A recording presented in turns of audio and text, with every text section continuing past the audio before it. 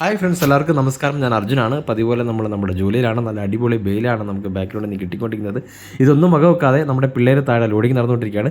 പക്ഷേ ഈ വെയിലത്തും നമ്മുടെ മനസ്സിനെ തണുപ്പിച്ച കുറച്ച് പുഞ്ചിരിക്കുന്ന മുഖങ്ങളെ നമുക്ക് കാണാൻ പറ്റി. അപ്പോൾ ഇന്നത്തെ നിങ്ങളുടെ ലൈക്കും കമൻറ്റും ഷെയറും സപ്പോർട്ടും ആ പുഞ്ചിരിക്കുന്ന മുഖങ്ങൾക്കുള്ളതാവട്ടെ. അപ്പോൾ അവരാരാണെന്ന് നിങ്ങൾക്ക് കാണണ്ടേ? ജിംബ്രൂസിനെ വിളിക്കുന്നുണ്ടപ്പോഴത്തേക്ക് ഓടി വന്ന് നമ്മുടെ കൂട്ടുകാരൻ വരാണ്ടല്ലേ. എന്നെ കണ്ടതിൻ്റെ സന്തോഷം. ഞാനിപ്പോൾ അവരിലൊരാളായി മാറിയിരിക്കുകയാണ്. ഗൈസ് നോക്കൂ, ഒരു വ്യത്യാസമില്ല, ഞങ്ങളെല്ലാം സെയിം ആണ്. ഒരു അമ്മ പെറ്റ മക്കളാണ് ഞങ്ങൾ. My brothers, hi hi, say hi hi എന്നൊന്ന് പറയാര്യത്തിൽ നിന്ന്. ഇതാ വേറൊരു വില്ലൻ വരുന്നു നമ്മളെ കാണാൻ വേണ്ടി. ഇവനാണ് കഥയിലെ വില്ലൻ. ഫോണിൽ കണ്ടതിന് സന്തോഷമാണ്. കണ്ടല്ലേ,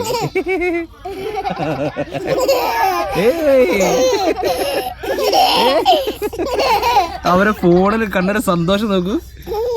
ശരിക്ക് അയ്യോടാ, ഇതെന്താണ് ദേഹത്തൊക്കെ നിന്റെ ജിംബ്രൂസ് ദേഹത്തൊക്കെ എന്തുവാടാ? അയ്യോടാ അച്ചുടാ. നമ്മളിന്നിവിടെ ജോലിക്ക് വന്നപ്പോഴേ ഇവിടെ വെച്ച് നമുക്ക് എന്നെ കണ്ടപ്പോൾ ഒരു ഓടി വന്നത്, എന്നെ കണ്ട ഒരു അന്യഗ്രഹ ജീവിയായിട്ട് തോന്നി കാണും. അങ്ങനെ ഓടി വന്നേ കേട്ടോ. ഞങ്ങളെല്ലാം ഒരുപോലാണ് ഉണ്ടല്ലേ. ചിരിക്കല്ലേ ഓക്കെ. ഇവർക്ക് കൊടുക്കാനാകപ്പാട് എന്താ ഉള്ളത്? ഞാൻ എൻ്റെ ഇന്നത്തെ ഒരു ഫുഡ് എന്ന് പറഞ്ഞതാ ഈ ഒരു കുപ്പി വെള്ളവും പിന്നെ ഞാനിന്ന് കൊണ്ടുവന്ന ബാഗിലാകപ്പാടുള്ളത് ഗൈസ്. എനിക്കെൻ്റെ ഞാൻ മേടിച്ച ബിസ്ക്കറ്റ് മാത്രമാണ്.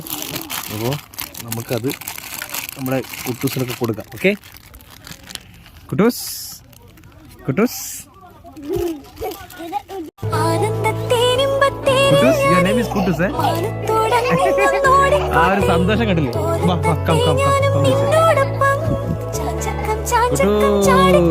തട്ടിപ്പറിച്ചാ, തട്ടിപ്പറിച്ചു. Thank you, bye bye, tata, bye bye, bye bye. Biscuit കിട്ടി. എല്ലാവരും പാട്ടിന് പോയി. എന്നെ ആർക്കും വേണ്ട, ഇനി എന്നെ ആർക്കും വേണ്ടല്ലേ. Thank you, thank you, thank you, thank you, thank you. Okay, so you are the show me hand. പുള്ളിക്കാരി മൈലാഞ്ചി ഒക്കെ സുന്ദരിയായിട്ടിരിക്കാൻ കേട്ടോ. പുള്ളിക്കാരിയാണ് എല്ലാവരുടെയും അമ്മ. Mummy hi. അപ്പോൾ എല്ലാവരും പൊട്ടിച്ച് കഴിക്കുന്ന കുട്ടൂസേ, കുട്ടൂസേ, കുട്ടൂസിൻ്റെ ലുക്കൊക്കെ കണ്ടില്ലേ? Sorry sorry sorry. നമ്മൾ പല പല വീഡിയോയിലൊക്കെ നമ്മൾ കണ്ടിട്ടുണ്ട്.